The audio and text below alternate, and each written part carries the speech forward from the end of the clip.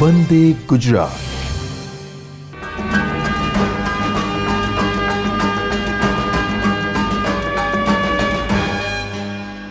નમસ્કાર વિદ્યાર્થી મિત્રો, આજે આપણે પરમાણુના ચેપ્ટરના 5મા ભાગની અંદર અગાઉના જે 4 લેક્ચરમાં આપણે ભણ્યા તે બાબતોને અનુરૂપ એક્ઝામ્પલ ગણીશું.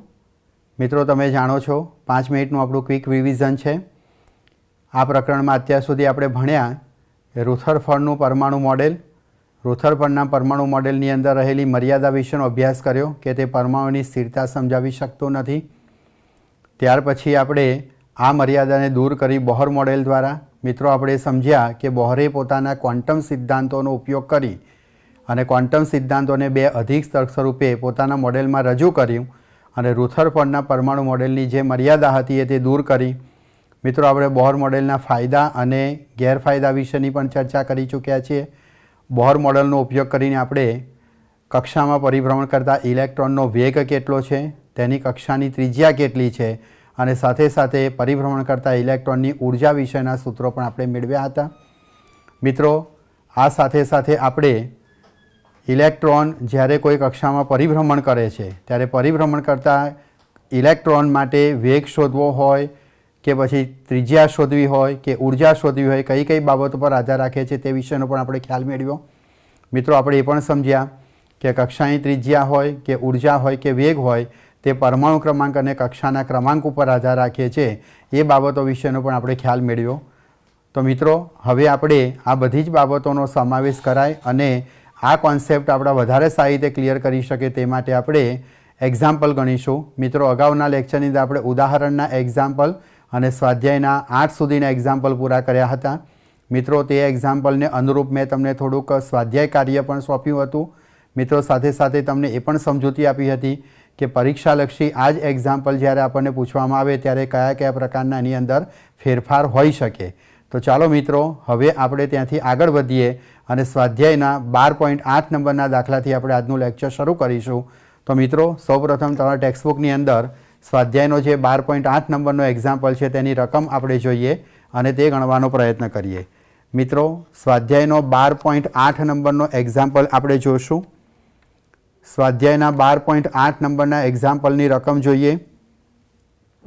હાઇડ્રોજન પરમાણુની સૌથી અંદરની ઇલેક્ટ્રોન કક્ષાની ત્રિજ્યા 5.3 × 10⁻11 મીટર છે.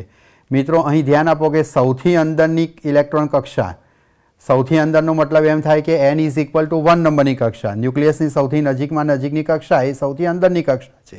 તો આપણને તેની ત્રિજ્યા આપેલી છે n = nમી કક્ષાના સંદર્ભમાં 5.3 × 10⁻11 મીટર.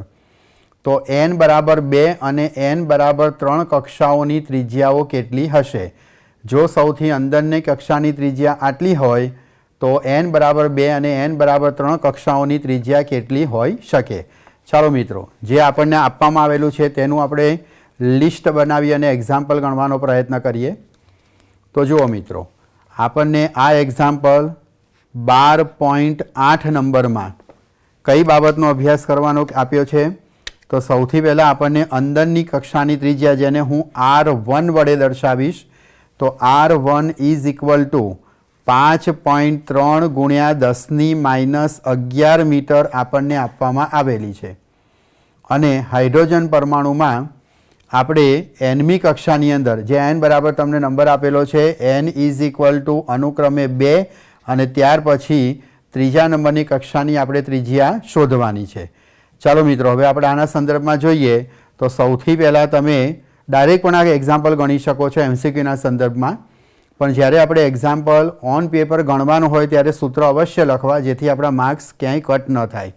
તો આપણે જાણીએ છીએ તે પ્રમાણે હાઇડ્રોજન પરમાણુ અથવા કોઈપણ તત્વ માટે પરિભ્રમણ કરતા ઇલેક્ટ્રોનની કક્ષાની ત્રિજ્યા. તો મિત્રો, કક્ષાની ત્રિજ્યાનું સૂત્ર યાદ કરો. કક્ષાની ત્રિજ્યા Rn = મિત્રો, આપણે શું સૂત્ર પ્રાપ્ત કર્યું હતું? તો કક્ષાની ત્રિજ્યા Rn = સમીકરણ આપણને શું પ્રાપ્ત થશે? યાદ કરવાનો પ્રયત્ન કરો કે કક્ષાની ત્રિજ્યાનું સૂત્ર આપણે શું તારવેલું હતું અને એ સમીકરણ ઉપરથી તમે એનું પ્રોનાઉન્સિએશન કરી શકો છો n² / z. મિત્રો કક્ષાની ત્રિજ્યા Rn is proportional two n²/z અહીં લખીશું આપણે. આપણી વાત હાઇડ્રોજન પરમાણુ માટે છે. મિત્રો તમે જાણો છો હાઇડ્રોજન પરમાણુનો પરમાણુ ક્રમાંક Z = 1 છે, એટલે કક્ષાની ત્રિજ્યા Rn = આપણને અહીં કિંમત મળશે it is proportional two n². મિત્રો આ સમીકરણનો ઉપયોગ કરીએ તો આપણે એમ કહી શકીએ કે જો મૂળભૂત કક્ષાની ત્રિજ્યાને હું R1 અથવા અહીં આપણે R1 વડે દર્શાવી છે એ પ્રમાણે દર્શાવું તો પ્રથમ કક્ષાની ત્રિજ્યા R1 ઇઝ પ્રપોર્શનલ ટુ આપણે 1² એમ દર્શાવી શકીએ. અને કોઈપણ બીજી nમી કક્ષાની ત્રિજ્યા આપણે દર્શાવી હોય તો Rn is proportional two n² દર્શાવી શકીએ. મિત્રો હું આને સમીકરણ નંબર 1 અને સમીકરણ નંબર 2 પ્રમાણે દર્શાવી શકું. ચાલો મિત્રો હવે આપણે કોઈપણ કક્ષાની ત્રિજ્યાનું સૂત્ર મેળવવું છે તો હું આ સમીકરણ 1 અને 2 નો ગુણોત્તર લઈશ. જો તમે સમીકરણ 1 અને 2 નો ગુણોત્તર લો તો આપણે લખી શકીએ Rn/R1 ઇઝ ઇક્વલ ટુ, મિત્રો જ્યારે અહીંયા ઇક્વાલિટી સાઇન મૂકું ત્યારે પ્રપોર્શનલ સાઇન દૂર કરવામાં જે આપણે અચળાંક વાપર્યો છે એ બંને સમાન છે, જે ગુણોત્તરના કારણે કેન્સલ થશે. તો આપણે સમીકરણ લખી શકીએ n²/1. અને આ સમીકરણ ઉપરથી જો હું કોઈપણ nમી કક્ષાની ત્રિજ્યા Rn લખું તો એ મને મળે છે n²/R1. મિત્રો ખૂબ અગત્યનું સૂત્ર. તમે આ સમીકરણનો ઉપયોગ MCQ માટે પણ કરી શકો છો. મિત્રો આ સમીકરણ આપણને એમ સમજાવવાનો પ્રયત્ન કરે છે કે સૌથી અંદરની કક્ષાની ત્રિજ્યા જે આપણને મળે એના કરતાં બહારની કક્ષાઓની ત્રિજ્યા એ આપણને n² ગણી પ્રાપ્ત થાય છે. હવે n બરાબર અહીં આપણને 2 અને 3 વેલ્યુ આપી છે. આવી કોઈપણ કક્ષાની કિંમત આપેલી હોય તો n બરાબર એ વેલ્યુ મૂકીને આપણે આ ગણતરી કરી શકીએ. ચલો મિત્રો આપણે n બરાબર 2 મૂકી અને ગણતરી કરવાનો પ્રયત્ન કરીએ. તો જો આપણે n બરાબર 2 કક્ષા માટે આ ગણીશું તો બીજી કક્ષા માટેની ત્રિજ્યા જો હું R2 વડે દર્શાવું તો આ સમીકરણમાં n બરાબર 2 મૂકતા R2 is equal two n², that means 2² × R1 લખાય. એટલે કે આ ત્રિજ્યા આપણને 4/R1 પ્રાપ્ત થશે. R1ના 4 ગણા. જો તમે એને સાદરૂપ આપો તો એ વેલ્યુ આપણને મળે છે 2.12 × 10⁻10 મીટર. તો મિત્રો આપણને જો સૌથી અંદરની કક્ષાની ત્રિજ્યા 5.3 × 10⁻11 મીટર આપેલી હોય તો એ પરથી આપણને બીજી કક્ષાની ત્રિજ્યા આટલી મળશે. તે જ રીતે તમે જ્યારે ત્રીજી કક્ષા માટે મૂકો તો 3નો વર્ગ એટલે કે 9/R1 મળી શકે. મિત્રો આ જ પ્રશ્નને હું MCQના સંદર્ભમાં પણ આપને પૂછી શકું. મિત્રો અહીં આપણે ગણતરી કરીને વેલ્યુ મેળવી, પણ એના બદલે તમને માત્ર એટલો જ પ્રશ્ન પૂછવામાં આવેલો હોય કે હાઇડ્રોજન પરમાણુની પ્રથમ કક્ષાની ત્રિજ્યા R1 જેટલી છે, ફક્ત R1 વેલ્યુ આપેલી હોય તો ચોથી કક્ષાની ત્રિજ્યા કેટલી હશે? તો આપણે તરત આના પરથી કહી શકીએ કે ચોથી કક્ષાની ત્રિજ્યા એ પ્રથમ કક્ષા કરતાં 4નો વર્ગ એટલે કે 16 ગણી હશે. આપણને MCQમાં એવું પૂછી શકાય કે ચોથા કક્ષાની ત્રિજ્યા પ્રથમ કક્ષાની ત્રિજ્યા કરતાં કેટલા ગણી હશે? તો અહીંયા 16 ગણી હશે એમ લખી શકાય. વિકલ્પમાં આપણને 9 ગણી, 8 ગણી, 15 ગણી, 16 ગણી એમ આપેલી હોય તો આપણે MCQના સંદર્ભમાં પણ જોઈ શકીએ. એટલે મિત્રો સાથે સાથે આપણે તે પણ ધ્યાન રાખવાનું કે આ પ્રશ્ન એક્ઝામ્પલના સંદર્ભમાં ન પૂછ્યો હોય તો MCQના સંદર્ભમાં પણ આવી શકે. ચાલો મિત્રો હવે એના પછીનો એક્ઝામ્પલ જોઈએ. બુકમાં આગળનો એક્ઝામ્પલ આપણે ધ્યાન કેન્દ્રિત કરીએ. સ્વાધ્યાયનો 12.9 નંબરનો એક્ઝામ્પલ. સ્વાધ્યાયના 12.9 નંબરના એક્ઝામ્પલને ધ્યાનથી જુઓ. ઓરડાના તાપમાને 12.5 ઇલેક્ટ્રોન વોલ્ટની ઇલેક્ટ્રોન કિરણાવલી વાયુરૂપ હાઇડ્રોજન પર મારો ચલાવવા માટે વપરાય છે. મિત્રો આપણે ઇલેક્ટ્રોન બીમ વાપર્યું જેનો આપણે હાઇડ્રોજન ઉપર મારો ચલાવ્યો. તો તરંગ લંબાઈઓની કઈ શ્રેણી કે પછી શ્રેણીઓ ઉત્સર્જિત થશે? મિત્રો આ પ્રશ્નને સમજવાનો પ્રયત્ન કરીએ. આ પ્રશ્ન શું સમજાવવાનો પ્રયત્ન કરે છે કે જ્યારે તમે આટલી ઉર્જા ધરાવતા ઇલેક્ટ્રોનનો મારો ચલાવો ત્યારે હાઇડ્રોજન પરમાણુમાં જે ઇલેક્ટ્રોન નીચલી કક્ષકમાં રહેલો હશે તે આ ઇલેક્ટ્રોન કિરણાવલી વડે ઉર્જા પ્રાપ્ત કરશે. અને આપણે વિચારવું રહ્યું કે આટલી ઉર્જા પ્રાપ્ત કરવાને કારણે ઇલેક્ટ્રોન શક્ય એટલી કઈ કઈ કક્ષકોમાં જઈ શકે. એ શક્ય કક્ષકોને ધ્યાનમાં લઈ અને આપણે ઉત્સર્જન પામતી તરંગ લંબાઈઓની શ્રેણી નક્કી કરીશું. તો ચાલો મિત્રો એ આપણે સમજવાનો પ્રયત્ન કરીએ. તો એ મુદ્દો આપણને આ રીતે આપેલો છે, ધ્યાનથી જોઈએ આપણે. મિત્રો જુઓ, આ એક્ઝામ્પલ આપણે સમજવાનો પ્રયત્ન કરીએ. સ્વાધ્યાયનો 12.9 નંબરનો પ્રશ્ન। સૌપ્રથમ વિચારો કે હાઇડ્રોજન પરમાણુ આ ન્યુક્લિયસ છે અને તેની n બરાબર 1 કક્ષકમાં માની લો કે એક ઇલેક્ટ્રોન આવેલો છે। આપણે બહારથી પ્રચંડ ઉર્જા ધરાવતું એક ઇલેક્ટ્રોન બીમ કે જેની ઉર્જા આપણને અહીં આપવામાં આવેલી છે 12.5 ઇલેક્ટ્રોન વોલ્ટ, એને આપાત કરવામાં આવે છે। પરિણામે આ ઇલેક્ટ્રોન ઉર્જા મેળવે, ઉર્જા મળવાના કારણે તે ઇલેક્ટ્રોન ઉપલી કક્ષકમાં જવાનો પ્રયત્ન કરશે। શક્ય છે કે આ ઇલેક્ટ્રોન n બરાબર 1 માંથી n બરાબર 2 માં પણ જઈ શકે, ઉર્જા અનુસાર n બરાબર 3 કક્ષકમાં પણ જઈ શકે। જે કક્ષકમાં જશે ત્યાં જો એ કક્ષકમાં અસ્થાયી અવસ્થામાં હશે તો ફક્ત 10⁻8 સેકન્ડના ગાળામાં, લગભગ નેનો સેકન્ડનો ગાળો કહી શકાય, એ ઇલેક્ટ્રોન ઉપર જઈને તરત જ નીચે પાછો ફરે અને જ્યારે આ ઇલેક્ટ્રોન નીચે તરફ સંક્રાંતિ કરે ત્યારે ચોક્કસ આવૃત્તિવાળું વિકિરણ ઉત્સર્જન કરશે। અહીં ઉત્સર્જન પામતા વિકિરણની આવૃત્તિ અથવા તો આપણે તરંગ લંબાઈ બે વસ્તુ શોધી શકાય। અહીં આપણને તરંગ લંબાઈ શોધવા માટેનું પૂછેલું છે તો આપણે એ મુજબનો વિચાર કરીશું। તો ચાલો મિત્રો એ પ્રકારે આપણે વિચારીએ। સૌથી પહેલાં વિચાર કરો મિત્રો, આપણે અગાઉની થિયરીમાં ભણ્યા તે પ્રમાણે કે હાઇડ્રોજનની n બરાબર 1 કક્ષક એટલે કે ધરા સ્થિતિમાં જો ઇલેક્ટ્રોન આવેલો હોય તેની પાસે કેટલી ઉર્જા છે?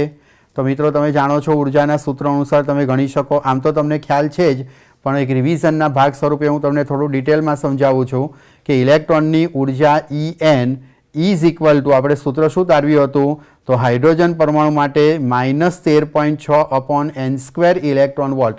મિત્રો આ શોર્ટકટ માટે ખૂબ જ અગત્યનું કહી શકાય તેવું સૂત્ર છે। જ્યારે પણ આપણે વિકિરણની ઉર્જા શોધવાની હોય ત્યારે તમારે આ સમીકરણનો ચોક્કસપણે ઉપયોગ કરવાનો। ચાલો મિત્રો હવે આના પરથી આપણે વિચારીએ કે n બરાબર 1 કક્ષકમાં રહેલા ઇલેક્ટ્રોનની ઉર્જા કેટલી હોઈ શકે? તો અહીં n બરાબર 1 મૂકું તો આપણને ઇલેક્ટ્રોનની ધરા સ્થિતિમાં ઉર્જા પ્રાપ્ત થશે -13.6 ઇલેક્ટ્રોન વોલ્ટ।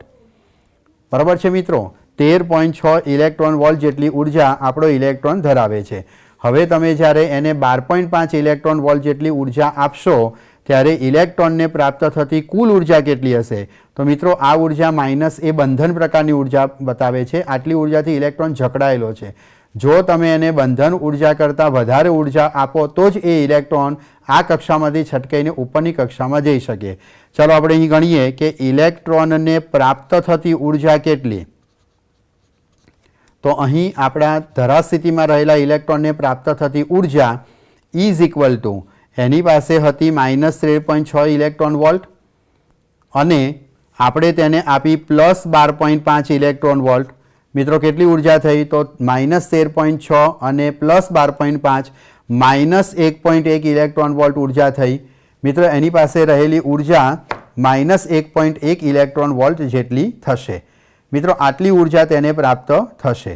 હવે -1.1 ઇલેક્ટ્રોન વોલ્ટ ઉર્જાને અનુરૂપ જો આપણે કક્ષાઓની ગણતરી કરીએ તો આપને સમજાવ્યું તે પ્રમાણે કક્ષામાં રહેલા ઇલેક્ટ્રોનની ઉર્જા En is equal two -13.6 upon n² electron volt સમીકરણ છે। હવે આમાં આપણે ઇલેક્ટ્રોનને પ્રાપ્ત થતી ઉર્જા કેટલી ગણી? તો -1.1 ગણી। તેને અનુરૂપ આપણે કક્ષાનો નંબર ગણીએ તો ઇલેક્ટ્રોનને પ્રાપ્ત થયેલી ઉર્જા -1.1 is equal two -13.6 upon n² જેટલું થશે। મિત્રો આના પરથી આપણે n² ની વેલ્યુ શોધીએ, બંને બાજુની માઇનસ ઉર્જા, બંધન ઉર્જા એ કેન્સલ થશે। n² ઇઝ ઇક્વલ ટુ આપણને પ્રાપ્ત થશે 13.6 અપોન 1.1। મિત્રો આનું સાદરૂપ આપીએ તો n ઇઝ ઇક્વલ ટુ આનું વર્ગમૂળ કાઢતા આપણને વેલ્યુ પ્રાપ્ત થાય છે નિયરલી ઇક્વલ ટુ 3.51। મિત્રો nની વેલ્યુ, આ વેલ્યુ જે છે એ n², એના પરથી જો આપણે nની વેલ્યુ લઈએ તો નિયરલી ઇક્વલ ટુ 3.51 મળે। પણ મિત્રો આપણે જાણીએ છીએ કે કક્ષાનો ક્રમાંક ક્યારેય અપૂર્ણાંક ન હોઈ શકે, એટલે આગળનો જે પૂર્ણાંક છે એ સંખ્યા આપણે પસંદ કરીશું। તો અહીં 1.1 ઇલેક્ટ્રોન વોલ્ટ ઉર્જા ધરાવતો ઇલેક્ટ્રોન n બરાબર ત્રીજી કક્ષકની અંદર હોઈ શકે। જે ઇલેક્ટ્રોન પાસે ઉર્જા -1.1 ઇલેક્ટ્રોન વોલ્ટ હોય તે કઈ શક્ય કક્ષામાં રહી શકશે? તો n ઇઝ ઇક્વલ ટુ 3। 3 કક્ષાઓની અહીંયા શક્યતા ઊભી થાય છે। ચાલો મિત્રો આપણે આ n બરાબર 3 હોય તે શક્ય કક્ષાઓ અહીંયા આકૃતિમાં દોરીને સમજાવવાનો પ્રયત્ન કરીશ। તો મિત્રો n બરાબર 3 હોય તેવી શક્ય કક્ષાઓ કઈ? તો કક્ષાઓને આપણે એક સ્કેલ માપમાં દર્શાવીએ તો સૌપ્રથમ હું n બરાબર 1 નંબરની કક્ષા લઉં તો તેની પાસે રહેલી ઉર્જા 13.6 ઇલેક્ટ્રોન વોલ્ટ છે। ત્યાર પછી આપણે E ઇક્વલ ટુ 13.6/n² સમીકરણમાં n બરાબર 2 મૂકીએ તો n ઇઝ ઇક્વલ ટુ 2 નંબરની કક્ષામાં રહેલા ઇલેક્ટ્રોન પાસેની ઉર્જા આપણને કેટલી પ્રાપ્ત થઈ હતી? -3.4 ઇલેક્ટ્રોન વોલ્ટ. અને જ્યારે આપણે n ઇઝ ઇક્વલ ટુ 3 વાપરીશું તો n ઇઝ ઇક્વલ ટુ 3 મૂકતા આપણને શક્ય ઉર્જા મળે છે -1.51 ઇલેક્ટ્રોન વોલ્ટ. મિત્રો, આ આપણી 3 શક્ય કક્ષાઓ પ્રાપ્ત થઈ. હવે પ્રશ્ન આવશે કે કેટલી વિકિરણ રેખાઓ આપણને અહીંયા પ્રાપ્ત થશે. મિત્રો, જેટલી વિકિરણ રેખાઓ આપણને પ્રાપ્ત થાય તેટલી તરંગ લંબાઈઓ આપણે ગણવાની રહેશે. તો મિત્રો, એના માટે ખૂબ અગત્યનું કહી શકાય તેવું સૂત્ર યાદ રાખો કે જ્યારે કક્ષાઓની સંખ્યા આપણને ખબર હોય તો શક્ય એટલી વર્ણપટ રેખાઓની સંખ્યા કેવી રીતે શોધી શકાય. તો મિત્રો, ઉત્સર્જન પામતી વર્ણપટ રેખાઓની સંખ્યા કેટલી હોઈ શકે તે શોધવા માટેનું એક ખૂબ અગત્યનું સૂત્ર છે, યાદ રાખવાનું છે, n × n-1/2. કોઈ પણ પરમાણુની અંદર આપણી પાસે જેટલી શક્ય કક્ષાઓ છે એ શક્ય કક્ષાઓમાંથી કેટલી વર્ણપટ રેખાઓ ઉત્સર્જન પામી શકે તો એનું સમીકરણ આવશે n × n-1/2, જ્યાં n બરાબર શક્ય વર્ણપટ રેખાઓ છે. આપણા આ ઉદાહરણમાં આપણે ગણ્યું તે પ્રમાણે શક્ય વર્ણપટ કક્ષાઓની નંબર હતો 3. તો 3 કક્ષાઓની કારણે કેટલી રેખાઓ મળશે? તો 3 × 3-1/2. અને મિત્રો, તમે આનું સાદરૂપ આપો તો આની ટોટલ સંખ્યા આપણને 3 મળશે. એટલે મિત્રો, અહીંયા 3 રેખાઓની શક્યતા ઊભી થઈ શકે. આ 3 રેખાઓ કઈ કઈ હોઈ શકે? તો n બરાબર 3માંથી સૌથી પહેલાં આપણે n બરાબર 1માં લઈશું. મિત્રો, 3માંથી 1માં સંક્રાંતિ થાય એટલે કઈ શ્રેણી પ્રાપ્ત થઈ શકે? સાચું છે, જ્યારે n બરાબર 1 હોય ત્યારે આપણે કઈ શ્રેણી પ્રાપ્ત કરી હતી? લાયમન શ્રેણી. મિત્રો, સાથે સાથે મને એ પણ જવાબ આપો કે લાયમન શ્રેણી હોય તો નંબર ક્યાંથી શરૂ થશે? સંક્રાંતિનો નંબર 2થી. જ્યારે આપણે અહીંયા નંબર મળ્યો છે 3થી 1, એનો અર્થ એ થયો કે લાયમન શ્રેણીની પ્રથમ રેખા 2 થી 1 સંક્રાંતિથી મળે, જ્યારે 3 થી 1 સંક્રાંતિ હોવાથી આપણને લાયમન શ્રેણીની બીજી રેખા, જો રેખાને આપણે અનુક્રમે આલ્ફા, બીટા, ગામા વડે દર્શાવીએ, જો n બરાબર 3 થી n બરાબર 1 વાળી રેખાને આલ્ફા રેખા કહીએ તો n બરાબર 2 થી 1ની સંક્રાંતિને આલ્ફા રેખા કહીએ તો n બરાબર 3 થી n બરાબર 1 વાળી સંક્રાંતિને બીટા રેખા કહી શકાય. તો અહીં આપણને જે 3 થી 1 સંક્રાંતિથી રેખા પ્રાપ્ત થાય તે લાયમન શ્રેણીની બીજી રેખા હોઈ શકે. ચાલો મિત્રો, આપણે એની તરંગ લંબાઈ શોધવાનો પ્રયત્ન કરીએ. તો એ તરંગ લંબાઈ આપણને કેટલી પ્રાપ્ત થશે? તો મિત્રો જુઓ, તરંગ લંબાઈ શોધવા માટે આપણે અહીંયા એક સીધું સૂત્ર લઈશું ઉર્જાના તફાવત ઉપરથી. મિત્રો, આપણે એ ચોક્કસ ભણી ચૂક્યા છે બોર્ડના બીજા અધિતર્ક અનુસાર કે ઇલેક્ટ્રોન જ્યારે આયમી કક્ષકમાંથી કેમી કક્ષકમાં સંક્રાંતિ કરે ત્યારે હંમેશા તે બંને કક્ષકોના ઉર્જાના તફાવત જેટલી ઉર્જાનું ઉત્સર્જન કરશે. મિત્રો, h છે. જો આપણે આ સમીકરણમાં તરંગ લંબાઈ લખવી હોય તો તમે જાણો છો કે c is equal to new into lambda. પ્રકાશનો વેગ બરાબર આવૃત્તિ ગુણ્યા તરંગ લંબાઈ. તો આના ઉપરથી તમે આવૃત્તિની જગ્યાએ લખી શકો છો c/લેમ્બડા. તો એ વેલ્યુ અહીંયા મૂકું તો આપણને કક્ષાની ઉર્જાનું સમીકરણનો તફાવત પ્રાપ્ત થશે. EI - EK is equal two, સમીકરણમાં આપણે ન્યૂની જગ્યાએ મૂકીએ છીએ c/લેમ્બડા. બરાબર, આ સમીકરણમાં h × ન્યૂ છે, ન્યૂના સ્થાને c/લેમ્બડા મૂકતા hc/લેમ્બડા પ્રાપ્ત થાય. અને આના ઉપરથી આપણે શક્ય તરંગ લંબાઈ ડાયરેક્ટ શોધી શકીએ કે lambda is equal two hc/EI - EK. મિત્રો, આપ જાણો છો EI બરાબર જ્યાંથી ઇલેક્ટ્રોન આવે છે, અહીં આપણો ઇલેક્ટ્રોન ત્રીજી કક્ષકમાં આવતો હોવાથી અહીં E3 આવશે. બરાબર, અને EK એટલે પહેલી કક્ષકમાં આવે છે એટલે E1. મિત્રો, લખવામાં E3 - E1 લખીશું, પણ આપ જાણો છો કે હંમેશા n બરાબર 1 કક્ષકમાં ઉર્જા વધુ છે એટલે તફાવતના સંદર્ભમાં આપણે વધારે ઉર્જામાંથી ઓછી ઉર્જા બાદ કરીશું. ચાલો મિત્રો, આપણે આમાં વેલ્યુ મૂકીએ તો આપણને પહેલી શક્ય તરંગ લંબાઈ કેટલી પ્રાપ્ત થશે? તો λ1 ઇઝ ઇક્વલ ટુ સમીકરણ પ્રમાણે hc/, હું કિંમત મૂકીશ E1 - E3. મિત્રો, આપ જાણો છો અગાઉની વેલ્યુ મેં તમને બતાવી છે પ્રમાણે n બરાબર 1માં ઇલેક્ટ્રોનની ઉર્જા 13.6 છે, જ્યારે n બરાબર 3માં રહેલા ઇલેક્ટ્રોનની 1.51 છે. આ બેનો તફાવત આપણે લખીએ તો એ તફાવત આપણને ઉર્જાનો પ્રાપ્ત થાય છે 12.09 ઇલેક્ટ્રોન વોલ્ટ. મિત્રો, h અને c ની વેલ્યુ આપણે મૂકીશું. h ગુણ્યા c ની વેલ્યુનું તમે સાદરૂપ આપો તે વેલ્યુ મળે છે 19.875 ગુણ્યા 10⁻26 જૂલમાં.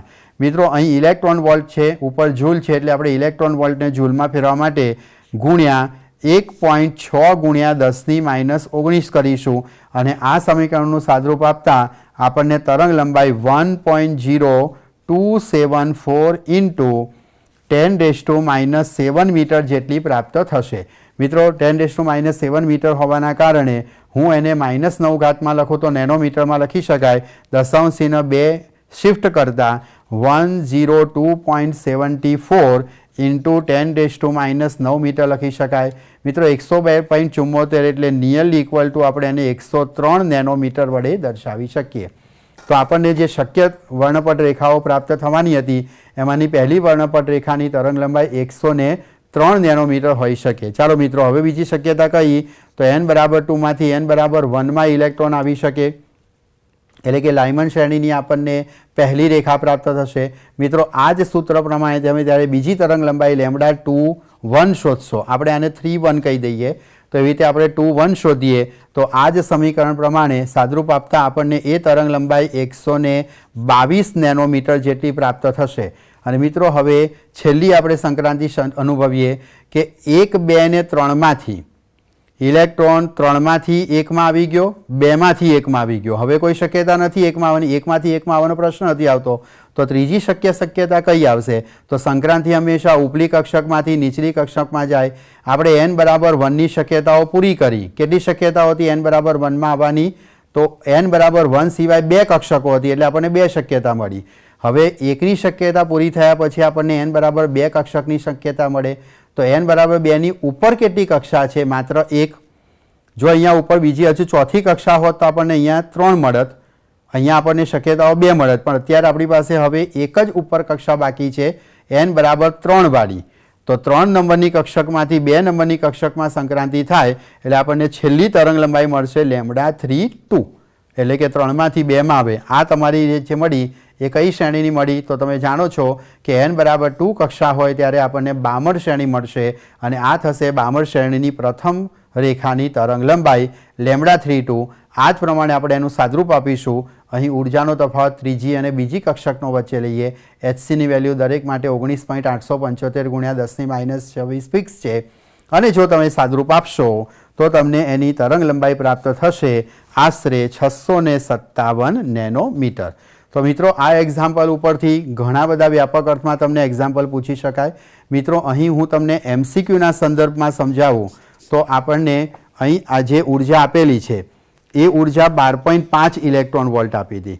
મિત્રો જ્યારે ઇલેક્ટ્રોનના કિરણાવલીની ઉર્જા બદલાતી જાય ત્યારે ચોક્કસપણે એનો નંબર પણ બદલાશે. જો અહીં આપણને ઉર્જા 12.5 ઇલેક્ટ્રોન વોલ્ટની જગ્યાએ માની લો કે આપણને કોઈ 15.7 ઇલેક્ટ્રોન વોલ્ટ જેટલી ઉર્જા આપેલી હોય તો જેમ ઉર્જા વધે એમ સ્વાભાવિક રીતે ઇલેક્ટ્રોન વધુને વધુ દૂર જશે. જેટલા ઇલેક્ટ્રોન દૂર જાય તેમ શક્ય એટલી સંક્રાંતિઓનો નંબર આપણો બદલાતો જશે. એટલે મિત્રો આ જે ઉર્જા છે એ ઉર્જાને ધરાસ્થિતિની ઉર્જા સાથે સરખાવવાની અને એના ઉપરથી શક્ય કક્ષાઓની સંખ્યા આપણે n શોધી કાઢવાની. તો ફક્ત તમને અહીંયા ઉર્જા આપેલી હોય અને એ ઉર્જા ઉપરથી કક્ષાઓ કેટલી સંક્રાંતિઓ શક્ય બની શકે તે પૂછી શકાય. સાથે સાથે મેં તમને કક્ષાઓનો નંબર હોય તો કેટલી વર્ણપટ રેખાઓ શક્ય છે તેનું પણ સૂત્ર બનાવ્યું n ઇન્ટુ n-1/2. તમને કાં તો MCQમાં કેટલી કક્ષાઓ શક્ય છે તે પૂછાય અને જો કક્ષાઓ આપેલી હોય તો કેટલી વર્ણપટ રેખાઓનું ઉત્સર્જન થશે તે પણ પૂછી શકે. તો આ પ્રકારના કોઈ પણ MCQ આની અંદરથી તમને મળી શકે. એટલે મિત્રો MCQ આપણી ટેક્સ્ટબુકમાંથી જ ઘણા બને છે. માત્ર તમારે જ્યારે પણ એક્ઝામ્પલ ગણતા હોઈએ ત્યારે દરેકે દરેક બાબતોને બહુ સાવચેતીપૂર્વક સમજી અને ગણવાનો રહેશે. તો ચોક્કસ રીતે તમને આ બે એક્ઝામ્પલ પરીક્ષાલક્ષી ખૂબ ઉપયોગી થઈ પડશે અને ચોક્કસ મેં તમને સમજાવ્યું તે પ્રમાણે બધા જ પ્રેક્ટિસ કરજો. ચાલો મિત્રો હવે સ્વાધ્યાયના આગળના એક્ઝામ્પલ તરફ જઈશું. હવે પછીનો આપણને સ્વાધ્યાયમાં એક્ઝામ્પલ આપેલો છે સ્વાધ્યાયનો છેલ્લો એક્ઝામ્પલ, ત્યાર પછી વધારાના સ્વાધ્યાય આવશે. સ્વાધ્યાયનો 12.10 નંબરનો પ્રશ્ન આપણે ધ્યાનથી જોઈએ. સ્વાધ્યાયનો 12.10 નંબરનો પ્રશ્ન જુઓ. બોર મોડેલ અનુસાર સૂર્યની આસપાસ 3 ગુણ્યા 10⁴ મીટર પર સેકન્ડની ઝડપથી 1.5 ગુણ્યા 10⁻11 મીટરની ત્રિજ્યા ધરાવતી કક્ષામાંના પૃથ્વીના ભ્રમણને રજૂ કરતો ક્વોન્ટમ અંક શોધો। મિત્રો, આપણે બોહર મોડેલનો ઉપયોગ સૂર્યની આસપાસ પરિભ્રમણ કરતા પૃથ્વીના સંદર્ભમાં વિચારવાનો છે। મિત્રો, આપણને ઝડપ આપેલી હોય એટલે કે વેગની કિંમત આપી છે, કક્ષાની ત્રિજ્યા આપેલી છે, તો આ બે હકીકતનો ઉપયોગ કરીને ક્વોન્ટમ નંબર આપણે શોધવાનો છે। પૃથ્વીનું દળ આપણે 6 ગુણ્યા 10⁻24 કિલોગ્રામ લેવાનું છે। ચાલો મિત્રો, સમજવાનો પ્રયત્ન કરીશું અને વિચારો કે આમાં આપણે કયા સમીકરણનો ઉપયોગ કરી શકીએ। બરાબર? ચાલો તો આ વિચારવાનો પ્રયત્ન કરીએ। અહીં આપણને આ મુજબની પરિસ્થિતિ આપવામાં આવેલી છે। સ્વાધ્યાયનો દાખલા નંબર આપણો 12.10 નંબરનો છે। મિત્રો, આપણે બહુ સારી રીતે જાણીએ છીએ કે જ્યારે ઇલેક્ટ્રોન પરિભ્રમણ કરતો હોય ત્યારે આપણે બોહરના પહેલા અધિતર્કનો ઉપયોગ કર્યો હતો। બોહરના અધિતર્ક 1 અનુસાર તમે જાણો છો કે ઇલેક્ટ્રોન શક્ય તેવી કક્ષકોમાંથી એવી જ કક્ષકમાં પરિભ્રમણ કરશે કે જ્યાં તેનું કોણીય વેગમાન mvr એ h/2πના પૂર્ણ ગુણાંકમાં પ્રાપ્ત થાય। કોણીય વેગમાન mvr =nh/2π જેટલું હોવું જોઈએ। મિત્રો, આ પ્રશ્નનો ઉપયોગ કરીને આપણે અહીંયા ક્વોન્ટમ સિદ્ધાંત પ્રમાણે કઈ કક્ષકનો નંબર છે તે શોધી શકીએ। મિત્રો, આપણને અહીં એક્ઝામ્પલની અંદર ઇલેક્ટ્રોનનો રેખીય વેગ v આપેલો છે। અહીં આપણને ઇલેક્ટ્રોનનો વેગ આપેલો છે 3 ગુણ્યા 10⁴ મીટર પર સેકન્ડ। સાથે સાથે આપણને કક્ષાની ત્રિજ્યા r પણ આપવામાં આવેલી છે। કક્ષાની ત્રિજ્યા r = 1.5 ગુણ્યા 10⁻11 મીટર આપેલી છે। તો મિત્રો, આ બે ડેટા આપણને આપેલા હોય તો એના પરથી ક્વોન્ટમ નંબર n શોધવો હોય કક્ષાનો તો n = આ સમીકરણ પરથી આપણને પ્રાપ્ત થશે mvr × 2π / h। ચલો, m બરાબર આપણને દળ આપ્યું છે। અહીં આપણે પૃથ્વીના પરિભ્રમણની વાત કરીએ છીએ એટલે અહીં દળ પૃથ્વીનું આવશે। મિત્રો, આ જ બોહર મોડેલમાં જોઈએ તો બોહર મોડેલમાં કક્ષામાં ઇલેક્ટ્રોન પરિભ્રમણ કરતો હોય એટલે મિત્રો સાવચેતી રાખવાની કે ત્યારે ઇલેક્ટ્રોનનું દળ મૂકવાનું છે। જો કે અહીં બહુ પ્રશ્ન નથી, આપણને રકમની અંદર જ પૃથ્વીના દળનો ઉલ્લેખ કર્યો છે એટલે તમારી ભૂલ નહીં થાય। પણ ક્યારેક એબસન્ટ માઇન્ડેડલી જ્યારે આ બોહર મોડેલ શબ્દ વાપરીએ એટલે ઇલેક્ટ્રોન જ છે એવું માનીને ભૂલથી ઇલેક્ટ્રોનનું દળ ન મૂકાઈ જાય તેની આપણે ખાસ કાળજી રાખવાની છે। તો ચાલો, અહીંયા આપણને દળ કેટલું આપ્યું છે? પૃથ્વીનું દળ એટલે કે 6 ગુણ્યા 10⁻24 કિલોગ્રામ મૂકીશું। વેગની કિંમત આપણને આપવામાં આવી છે 3 ગુણ્યા 10⁴। ત્રિજ્યા r આપણને આપવામાં આવેલી છે 1.5 ગુણ્યા 10⁻11। 2πની વેલ્યુ મિત્રો કેટલી લખીશું? ડાયરેક્ટ લખીશું 6.28 અને ભાગ્યા h પ્લાન્કનો અચળાંક 6.625 ગુણ્યા 10⁻34। મિત્રો, આ બધી જ વસ્તુઓનું આપણે સાદરૂપ આપીએ તો શક્ય એવો કક્ષાનો નંબર આપણને પ્રાપ્ત થશે 2.6 ગુણ્યા 10⁻74। મિત્રો, સ્વાભાવિક છે કે આ જે કક્ષાનો નંબર છે તે પૃથ્વીના સંદર્ભમાં હોવાના કારણે ખૂબ જ મોટો આંકડો ધરાવે છે। એટલે 10⁻74 કક્ષા નંબર ધરાવતી કક્ષામાં પૃથ્વી સૂર્યની આસપાસ પરિભ્રમણ કરે છે તેમ આપણે માની શકીએ। તો મિત્રો, આ એક્ઝામ્પલની અંદર આપણને ક્યારેક કોઈ ચોક્કસ ક્વોન્ટમ નંબર આપેલો હોય અને વેગ અથવા તો ત્રિજ્યા શોધવાની પણ પૂછી શકાય। મિત્રો, અહીં n શોધવાનો કીધો છે તો v અને r આપેલો છે, તેના બદલે આપણને r અને n આપ્યો હોય અને વેગ કે પછી v અને n આપ્યો હોય અને ત્રિજ્યા શોધવાનું પણ પરીક્ષામાં પૂછી શકાય। તો મિત્રો, આ પણ તમારે ખાસ ધ્યાન રાખી અને ગણવાનું રહેશે। તો મિત્રો, તમે જોયું કે અહીં બધા જ એક્ઝામ્પલ જે છે એ આપણા બોહર મોડેલને આનુષંગિક પ્રાપ્ત થાય છે। ચાલો મિત્રો, હવે આપણે વધારાના સ્વાધ્યાયના પ્રશ્નો ગણવાનો પ્રયત્ન કરીશું। તો વધારાના સ્વાધ્યાયની અંદર જુઓ, સ્વાધ્યાયનો પ્રશ્ન નંબર 12.11 આપણને આપવામાં આવેલો છે। સ્વાધ્યાયના 12.11 નંબરના પ્રશ્નની અંદર તમને આ મુજબની રકમ આપેલી છે, ધ્યાનથી જુઓ। નીચેના પ્રશ્નોના જવાબ આપો જે તમને થોમ્સન અને રુથરફોર્ડ પરમાણુ મોડેલ સમજાવવામાં અનુરૂપ રહેશે। મિત્રો, એક ચોક્કસ કોન્સેપ્ટિયલી પ્રશ્ન છે, એ આપ બહુ સારી રીતે જાણો જ છો। જે પૈકીના કેટલાક પ્રશ્નો દ્વારા આપણને કઈ રીતે થોમ્સન અને રુથરફોર્ડના પરમાણુ મોડેલમાં આ જે હકીકત છે તેનો ઉપયોગ આપણને અનુરૂપ રહેશે તે આપણે સમજવાનો પ્રયત્ન કરીએ। પહેલો આપણને પ્રશ્ન પૂછ્યો છે, પાતળા સુવર્ણ વરખ વડે થતા આલ્ફા કણોના વિચલન એટલે કે આવર્તનના સરેરાશ કોણ અંગે થોમ્સન મોડલનું પૂર્વાનુમાન રુથરફર્ડ મોડલના પૂર્વાનુમાન કરતાં ઘણું ઓછું લગભગ તેટલું જ કે ઘણું વધારે છે। તો મિત્રો ખાસ નોંધો કે આલ્ફા કણનો વિચલન થોમ્સને જે જોયું કે રુથરફર્ડે જોયું તે બંને એમને વિચલન એક જ સમાન જોવા મળ્યું હતું। એટલે થોમ્સન મોડલની અંદર જે પૂર્વાનુમાન હતું તે રુથરફર્ડના પૂર્વાનુમાન જેટલું જ હતું, કારણ કે આલ્ફા કણનું વિચલન એ એમાં રહેલા ધન વીજભાર વડે પ્રાપ્ત થતું હતું। અને ધન વીજભાર કોઈપણ વરખ લો, જેમ કે અહીંયા સુવર્ણ વરખ લીધો છે, સુવર્ણ સિવાય તમને અહીંયા ચાંદીનો વરખ કીધો હોય કે કોઈપણ તત્વનો વરખ કીધો હોય, દરેક તત્વમાં રહેલા પ્રોટોનની સંખ્યા સમાન હોવાના કારણે આલ્ફા કણો ઉપર લાગતું અપાકર્ષણ બળ સમાન હોય એટલે એક જ સરખું વિચલન પ્રાપ્ત થાય। થોમ્સને પોતાના મોડેલમાં આલ્ફા કણનું જેટલું પણ વિચલન જોયું હતું લગભગ તેટલું જ વિચલન તેને રુથરફર્ડના મોડેલની અંદર પણ જોવા મળ્યું હતું। એટલે આપણે અહીંયા એટલું જ વિચલન જોવા મળે તેમ આપણે લખીશું। ચાલો બીજા પ્રશ્નનો વિચાર કરીએ। પશ્ચાદવર્તી એટલે કે પાછળ તરફ એટલે કે બેકવર્ડ પ્રકીર્ણન, જેને આપણે શું કહી શકીએ, હેડ ઓન કોલિઝન, બરાબર છે ને। ડિસ્ટન્સ ઓફ ક્લોઝર ચેપ્ટરના સંદર્ભમાં મેં આપને સમજાવ્યું હતું કે હેડ ઓન સંઘાત થાય ત્યારે આલ્ફા કણ શું થશે, પોતાના મૂળ માર્ગથી પાછો ફરશે। જેમ આપણે દિવાલ ઉપર ક્રિકેટના દડાને ફેંકીએ છીએ તો દિવાલને અથડાયા પછી તે પોતાની મૂળ ગતિની, જેમ કે આ રીતે ઇલેક્ટ્રોન આવે તો અથડાયા પછી પોતાના મૂળ માર્ગે પાછો જાય, તે રીતનું પ્રકીર્ણન એને આપણે બેકવર્ડ પ્રકીર્ણન કહીશું। એટલે કે 90 ડિગ્રી કરતાં મોટા કોણે થતું આલ્ફા કણનું પ્રકીર્ણન આપણે આ કિસ્સામાં એ 180 ડિગ્રી આપણે ગણી શકીએ। એની સંભાવના અંગે થોમ્સન મોડેલનું પૂર્વાનુમાન રુથરફર્ડ મોડેલના પૂર્વાનુમાન કરતાં ઘણું ઓછું હતું, લગભગ તેટલું જ હતું કે ઘણું વધારે હતું। તો મિત્રો આપ બહુ સારી રીતે જાણો છો કે ઇવન તો રુથરફર્ડ પોતે પણ એવું સ્વીકારતા હતા કે ક્યારે 90 ડિગ્રી કરતાં મોટું પ્રકીર્ણન થવું અશક્ય છે અથવા તો બહુ મુશ્કેલ છે। એટલે થોમ્સનના પરમાણુ મોડેલમાં તો એ વસ્તુ નિર્વિવાદ હતી કે 90 ડિગ્રી કરતાં મોટા કોણે પ્રકીર્ણન થવાનું આલ્ફા કણની સંભાવના લગભગ ઘણી ઓછી છે। એટલે ઘણું બધું ઓછું સંભાવના આપણે થોમ્સનના મોડેલની અંદર સ્વીકૃત ગણી હતી। ચાલો મિત્રો હવે સી નંબરના પ્રશ્ન તરફ આપણે ફોકસિંગ કરીએ। પ્રશ્ન નંબર સી ધ્યાનથી જુઓ।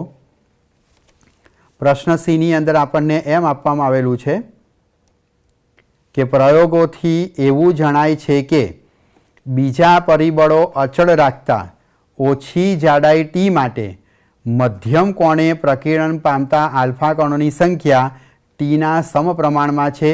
ટી પરની આ સમપ્રમાણતા શું સૂચવે છે? મિત્રો આ એક બહુ જ અગત્યની કહી શકાય તેવી બાબત છે।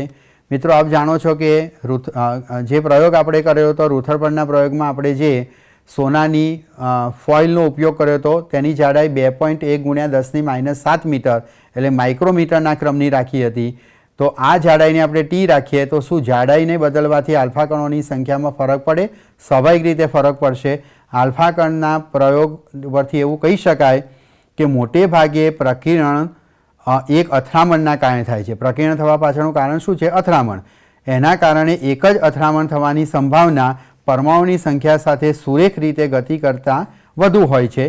એટલે કે જાડાઈ સાથે સુરેખ રીતે તે વધે। મિત્રો જેમ જેમ આપણે ફોઇલની જાડાઈ વધારીશું તો એમાં રહેલા પરમાણુની સંખ્યા પણ વધશે અને સંખ્યા વધવાના કારણે આલ્ફા કણોની અણુઓ સાથેની અથડામણ વધે, જેટલી અથડામણ વધે એટલું પ્રકીર્ણન પણ વધશે। એટલે ટીની સપ્રમાણતા દર્શાવે છે કે આલ્ફા કણોના પ્રકીર્ણનની સંખ્યા એ સામે રહેલી ધાતુના વરખમાં રહેલા અણુઓની સંખ્યા પર આધાર રાખે છે। તે આ સમપ્રમાણતા સૂચવે છે। ચાલો મિત્રો હવે ડી પ્રશ્નનો વિચાર કરીએ। પ્રશ્ન ડીમાં આપણને એમ આપેલું છે કે પાતળા વરખ દ્વારા આલ્ફા કણોના પ્રકીર્ણનના સરેરાશ કોણની ગણતરીમાં એક કરતાં વધુ પ્રકીર્ણન થવાનું અવગણવું કયા મોડેલમાં સંપૂર્ણપણે ખોટું છે? તો રુથરફર્ડના મોડેલમાં મોટા ભાગનું પ્રકીર્ણન એક જ અથડામણથી થાય છે અને પ્રથમ સૌનિકતા તરીકે આ પ્રકીર્ણનને અવગણી શકાય। થોમ્સન મોડેલમાં એક જ અથડામણ બહુ ઓછું આવર્તન આપે છે। એવું જોવા મળે કે પ્રકીર્ણન કોણને ઘણા પ્રકીર્ણન થયેલા ગણીને સમજાવી શકાય। આથી થોમ્સન મોડેલમાં ઘણા પ્રકીર્ણન થવાને અવગણવું એ ખોટું છે।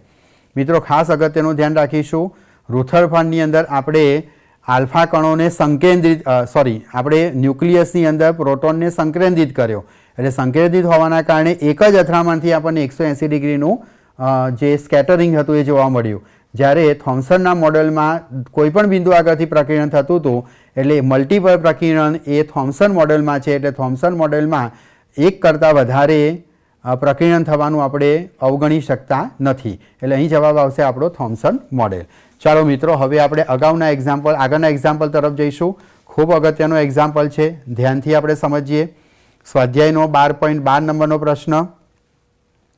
હાઇડ્રોજન પરમાણુમાં ઇલેક્ટ્રોન અને પ્રોટોન વચ્ચેનું ગુરુત્વાકર્ષણ કુલંબ આકર્ષણ બળતા ગુરુત્વાકર્ષણ બળનું મૂલ્ય કુલંબીય આકર્ષણ બળ કરતાં. મિત્રો, આપ જાણો છો કે આ કુલંબીય બળ એ આકર્ષી અપાકર્ષી બંને પ્રકારના હોઈ શકે, પણ અહીં આપણે હાઇડ્રોજન પરમાણુમાં ઇલેક્ટ્રોન ઋણ વીજભારિત અને પ્રોટોન ધન વીજભારિત હોવાથી આકર્ષણ બળ છે. તો ગુરુત્વાકર્ષી પ્રકારનું કુલંબીય આકર્ષણ બળ જે છે એ સ્વાભાવિક રીતે કે ગુરુત્વાકર્ષણ બળ અત્યંત નિર્બળ છે કુલંબીય બળ કરતાં. તો આપણે અહીં દર્શાવવાનું છે કે હાઇડ્રોજન પરમાણુમાં આ ગુરુત્વાકર્ષણ બળનું મૂલ્ય નજીવું પણ કેટલું? તો આ આકર્ષણ બળના સંદર્ભમાં 10⁻40 ગણું જેટલું નાનું છે. આ હકીકતને જોવાની એક વૈકલ્પિક રીત, આ હકીકત જોવાની મતલબ આપણે જો આને સાબિત કરવું હોય અથવા તો તે હકીકતને આપણે ચકાસવી હોય તો એની એક વૈકલ્પિક રીત છે. મેઇન રીત એવી છે કે તમે એને બળ દ્વારા સમજાવી શકો છો. ગાણિતિક સૂત્રોનો ઉપયોગ કરીને તમે ગુરુત્વાકર્ષણ બળ અને કુલંબીય આકર્ષણ બળ આરામથી શોધી શકો, કારણ કે આપણે ઇલેક્ટ્રોન અને પ્રોટોનનું દળ પણ જાણીએ છીએ. મિત્રો, મારે તમને એ સમજાવવું છે કે વૈકલ્પિક રીત કેમ કીધી છે. વૈકલ્પિક સિવાયની મુખ્ય રીત કઈ? તો મિત્રો, આપણી પાસે ઇલેક્ટ્રોનનું દળ એમ જ આપણે જાણીએ છીએ 9.1 × 10⁻31 કિલોગ્રામ. પ્રોટોનનું દળ લગભગ આપણે 1.67 × 10⁻27 કિલોગ્રામ લઈએ અને પરમાણુનું ત્રિજ્યા તમે જાણો છો 10⁻10 મીટર છે. એટલે આપણે ઇલેક્ટ્રોન પ્રોટોન વચ્ચેનું અંતર આશરે 10⁻10 મીટર ગણી અને ગુરુત્વાકર્ષણ બળને સાથે સાથે વીજભાર ઉપરથી આકર્ષણ બળ શોધીએ તો એ બળોનું મૂલ્યનો ગુણોત્તર તમને લગભગ 10⁻40ની આસપાસ મળે. એ આપણી મુખ્ય રીત છે. પણ એ સિવાય બોહર મોડેલની મદદથી પણ તમે આ બળ આટલું નાનું છે તે વૈકલ્પિક રીત કહેવાય. તો આપણે અહીંયા ચકાસવી છે. તો આ હકીકતને જોવાની એક વૈકલ્પિક રીત કે જેમાં ઇલેક્ટ્રોન અને પ્રોટોન ગુરુત્વાકર્ષણ બળથી બંધિત હોય તો હાઇડ્રોજન પરમાણુની પ્રથમ બોર કક્ષાની ત્રિજ્યાનો અંદાજ મેળવવાની છે. ભાઈ, હાઇડ્રોજન પરમાણુની પ્રથમ બોર કક્ષાની ત્રિજ્યા એ આપણને આ આકર્ષણ બળના સંદર્ભમાં પણ આટલું જ આકર્ષણ બળ ગુરુત્વાકર્ષણ બળ એ કુલંબીય બળ કરતાં ઓછું હશે તે સમજાવી શકે છે. તમને તેનો ઉત્તર રસપ્રદ લાગશે તો આપણે એનો રસપ્રદ ઉત્તર મેળવવાનો પ્રયત્ન કરીએ. તો ચાલો મિત્રો, આપણે આ વસ્તુને સમજવાનો પ્રયત્ન કરીએ. મિત્રો, ફરી યાદ અપાવું કે આપણે અહીં જે સમજ્યા તે ઇલેક્ટ્રોન અને બંને વચ્ચેનું જે આકર્ષણ બળ છે એ તો આપણે ચોક્કસપણે સમજીએ છીએ, પણ સાથે સાથે એ જ બળને આપણે ખૂબ સરળતાથી બોહરની કક્ષાની ત્રિજ્યાની મદદથી પણ મેળવી શકશું. ચાલો મિત્રો, એના માટે આપણે કક્ષીય ત્રિજ્યાનું સૂત્ર મેળવીએ. તો સૂત્ર તમે જાણો છો કે nમી કક્ષકમાં રહેલા ઇલેક્ટ્રોનની ત્રિજ્યા Rn = સમીકરણ શું લખી શકાય? તો n² h² ε0 upon π/z². z બરાબર 1 છે હાઇડ્રોજન માટે, એટલે z1 મૂકતા πe² × m લખી શકાય. હવે જો આપણે પ્રથમ કક્ષા લઈએ તો પ્રથમ કક્ષા માટે n બરાબર 1 મૂકીએ તો પ્રથમ કક્ષાની ત્રિજ્યા જેને હું r વડે દર્શાવું છું r1, તો r1 = આપણને પ્રાપ્ત થશે h² ε0 π × e² m જેટલી પ્રાપ્ત થશે. મિત્રો, આ સમીકરણને મિત્રો અહીં આપણે 4πε0 લખીએ તો એને આપણે કુલમ્બના અચળાંક કેના પદમાં લખી શકીએ. એટલું જ કરવા ખાતર થઈ હું આ સમીકરણને 4π વડે ગુણીશ અને ભાગીશ. તો હવે આપણને કક્ષાની ત્રિજ્યા r બરાબર h² ગુણ્યા 4πε0 જેને આપણે 1/k વડે દર્શાવી શકીશું અપોન આપણને સમીકરણ મળશે 4π² m × e². મિત્રો, આ ઇલેક્ટ્રોનનું દળ છે, ખાસ ધ્યાન રાખીશું. 4πε0 બરાબર 1/k લખીએ તો આ સમીકરણ આપણને પ્રાપ્ત થયું h² upon 4π² k m of e ઇલેક્ટ્રોનનું દળ × e² ઇલેક્ટ્રોનનો વીજભાર. મિત્રો, આટલી વેલ્યુ આપણને પ્રાપ્ત થશે. ચાલો મિત્રો, હવે ઇલેક્ટ્રોન અને પ્રોટોન વચ્ચે લાગતા વિદ્યુતીય બળની વાત કરીએ. તો વિદ્યુતીય બળ F કેટલું મળશે? તો મિત્રો, આપ જાણો છો કે કુલમ્બના નિયમ અનુસાર k Q1 Q2 એટલે કે બરાબર Q1 અને Q2 તો ઇલેક્ટ્રોન ને પ્રોટોન બંને મૂળભૂત વીજભારો છે એટલે એમનો વીજભાર E અને E આવે એટલે કે E² અને અપોન આપણે પહેલી કક્ષાની ત્રિજ્યા એટલે કે R12 લખીશું।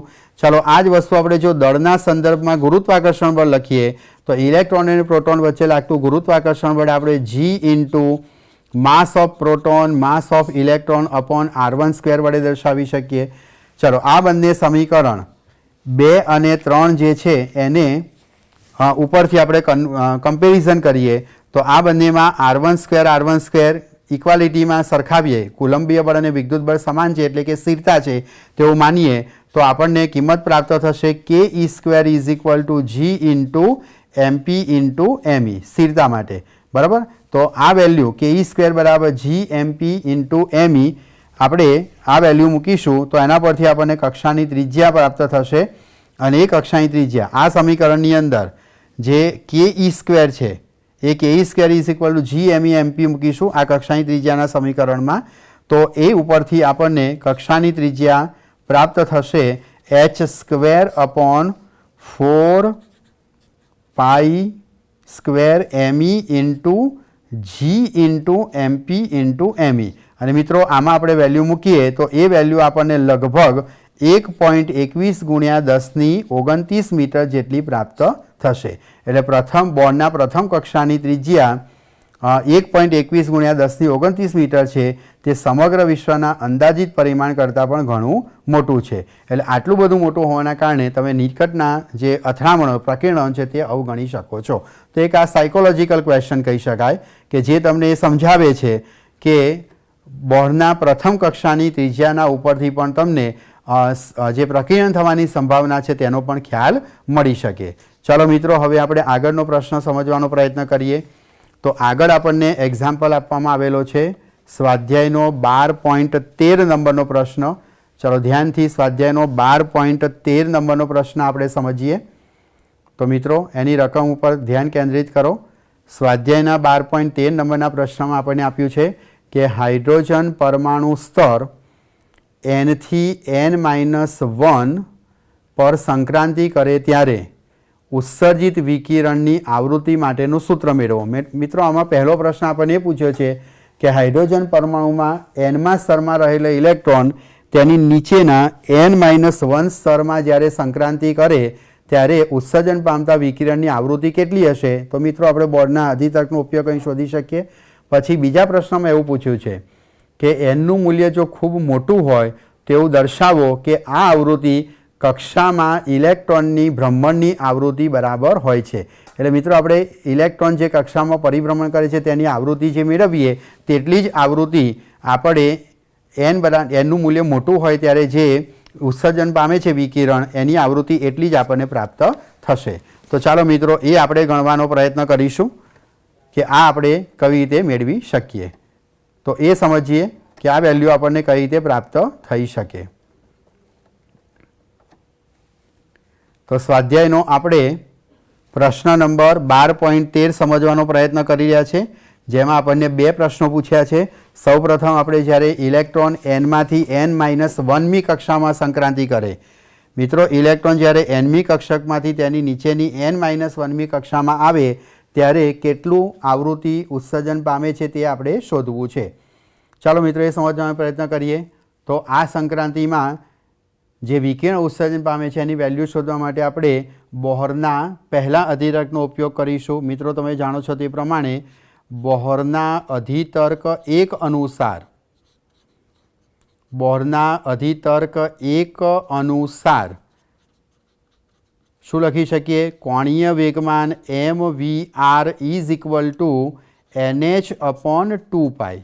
મિત્રો આટલું આપણને કોણીય વેગમાન પ્રાપ્ત થશે। હવે પ્રશ્ન આપણે અહીંયા આવૃત્તિનો છે તો મિત્રો આવૃત્તિ કેવી રીતે લઈ શકાય? તો અહીંયા રેખીય વેગ છે, રેખીય વેગ ઉપરથી આપણે કોણીય વેગને તેના પરથી આપણે આવૃત્તિ લઈ શકીએ। તો અહીં લખી શકું પરંતુ v is equal two r omega. તો હવે આપણું સમીકરણ બનશે કોણીય વેગમાનનું m omega into r² is equal two nh/2π। ચલો મિત્રો આ સમીકરણમાં આપણે ઓમેગાને સૂત્ર કરતાં બનાવીશું તો કોણીય આવૃત્તિ ઓમેગા ઇઝ ઇક્વલ ટુ આપણને સમીકરણ પ્રાપ્ત થશે nh/2πm ઇન્ટુ r²। મિત્રો આટલું લખી શકાય। NH/2πm into R square. આ ઓમેગાનું સમીકરણ થયું. મિત્રો હવે આ સમીકરણ આપણે કક્ષાની ત્રિજ્યા આર વિશે જાણીએ છીએ.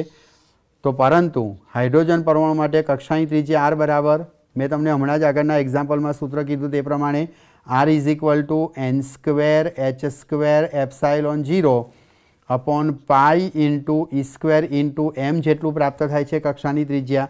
ચલો કક્ષાની ત્રિજ્યાનો વર્ગ આપણે અહીં મૂકીશું. મિત્રો અહીંયા આરનો સ્ક્વેર કરું, અહીંયા જ જોઈ લો તો આ ઘાત કેવી થશે, સ્ક્વેર છે એને 4 ઘાત એટલે n⁴ h⁴ એપ્સાઇલોન 0 સ્ક્વેર પાઈનો સ્ક્વેર ઈની 4 ઘાત અને એમ સ્ક્વેર લખી શકાય. અહીં 1/r² હોવાથી એ વેલ્યુ ઉલટાવીને અહીંયા લખું તો મને કોણીય આવૃત્તિ ઓમેગા બરાબર સૂત્ર પ્રાપ્ત થશે n ઇન્ટુ h ગુણ્યા આને ઉલટાવીને લખીશ પાઈ સ્ક્વેર NH/2π આપણે એમને એમ રાખીશું 2πm NH/2π એમને એમ 1/r² એટલે આને ઉલટાવીને લખું છું pi square e⁴ m square upon n⁴ h⁴ epsilon 0 square.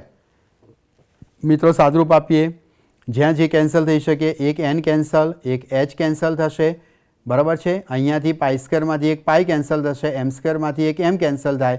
અને જો તમે ઓમેગાની વેલ્યુ શોધો તો omega is equal to pi ઉપર pi m e⁴ as it is 2 epsilon 0 square અને h³ અને n³ 2 epsilon 0 square h³ into n³ પ્રાપ્ત થશે.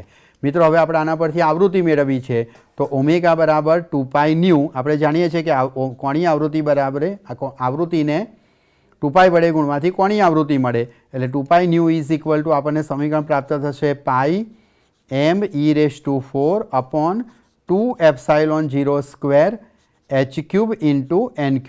મિત્રો અહીંયા એક પાઈ કેન્સલ કરીએ, 2 બરાબરની આ બાજુ જતાં છેદમાં આપણને 4 મળશે. તો ફાઇનલી આપણી આવૃત્તિનું સમીકરણ આ મુજબનું તૈયાર થશે.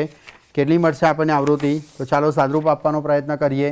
આવૃત્તિ આપણને પ્રાપ્ત થઈ આ સમીકરણમાં. આવૃત્તિનું સમીકરણ જોઈને દેખો કે આવૃત્તિ ન્યૂ ઇઝ ઇક્વલ ટુ આપણને મળશે m e⁴ અપોન 4 આ બેને બરાબરની આ બાજુ લીધો 4 into epsilon 0 square h³ into n³.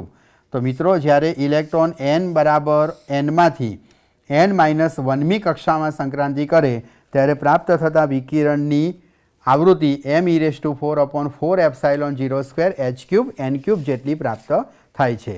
હવે બીજો પ્રશ્ન એવો હતો કે જ્યારે ઇલેક્ટ્રોન nમાંથી n-1 નંબરની કક્ષામાં સંક્રાંતિ કરે ત્યારે જે આવૃત્તિ ઉત્સર્જન પામે તે આવૃત્તિ પણ આટલી જ છે. તો એ મેળવવા માટે આપણે વ્યાપક સમીકરણ મેળવીએ. મિત્રો તમે જાણો છો કે જ્યારે ઇલેક્ટ્રોન સંક્રાંતિ કરે ત્યારે ઉત્સર્જન પામતા વિકિરણની તરંગ લંબાઈ 1/λ બરાબર r into 1/nf² ni² minus 1/nf² સમીકરણ આપણે જાણીએ છીએ. જ્યાં i બરાબર ઇલેક્ટ્રોન આવે છે તે કક્ષા અને f બરાબર જ્યાંથી આવ્યો ત્યાં. આપણને અહીંયા સંક્રાંતિ આપી છે n+1માંથી n માં આવતો ઇલેક્ટ્રોન એટલે ni બરાબર n થશે અને nf ઇઝ ઇક્વલ ટુ આપણને n+1 પ્રાપ્ત થશે. તો ચાલો મિત્રો એ પ્રમાણે આપણે અહીંયા વેલ્યુ મૂકીએ તો તરંગ લંબાઈ 1/λ બરાબર r ઇન્ટુ સમીકરણમાં થશે 1/n² minus 1/n+1 whole square. nf બરાબર જ્યાંથી ઇલેક્ટ્રોન આવ્યો તે n+1માં ક્યાં આવ્યો? nમી કક્ષકમાં એટલે 1/n² minus 1/n+1 whole square લખી શકાય. ચાલો આનું સાદરૂપ આપીએ તો મિત્રો અહીં n² હોવાથી મારે આ સમીકરણમાંથી પણ n² જોઈએ છે. તો આ બેમાંથી n કોમન કાઢીએ. તમને એમ થશે સાહેબ પાછળ n ક્યાં છે? તો આપણે આ સમીકરણને n વડે ગુણીએ અને ભાગીએ એટલે n કોમન નીકળે પણ વર્ગની બહાર નીકળે એટલે n² તરીકે બહાર નીકળે. તો મિત્રો હું આ સમીકરણને આમ પણ દર્શાવી શકું 1/n² માઇનસ 1/n કોમન કાઢ્યો કૌંસની બહાર વર્ગની બહાર આવે એટલે n². તો 1+1/n હોલ સ્ક્વેર તમને આ રીતનું પદ પ્રાપ્ત થાય. હવે આપણે આગળ સાદરૂપ આપીએ તો તરંગ લંબાઈ 1/λ ઇઝ ઇક્વલ ટુ મિત્રો તરંગ લંબાઈ 1/λ ઇઝ ઇક્વલ ટુ આ સમીકરણ પરથી જુઓ r into 1/n² minus 1/n² into 1+1/n⁻². મિત્રો કંઈ જ બીજું નથી કર્યું, આ છેદમાં જે 1 + 1/n² હતો તે અંશમાં લીધો, એટલે આપણે એને આ રીતે લખી શકીએ. મિત્રો હવે આપણે આનું દ્વિપદી પ્રમેય અનુસારનું વિસ્તરણ કરીશું. પ્રથમ પદ એમનું એમ અને બીજા પદ સાથે ઘાત ગુણાશે. આગળના પદોને આપણે વિસ્તરણ અવગણીએ છીએ. તો ચાલો એ પ્રમાણે દ્વિપદી પ્રમેય અનુસારનું વિસ્તરણ લખવું. તો 1/λ r into 1/n² minus 1/n² into પ્રથમ પદ એમનું એમ અને બીજા પદ સાથે ઘાત ગુણાય એટલે -2/n આપણે લખી શકીએ. ચાલો મિત્રો આપણે આનું સાદરૂપ આપીએ.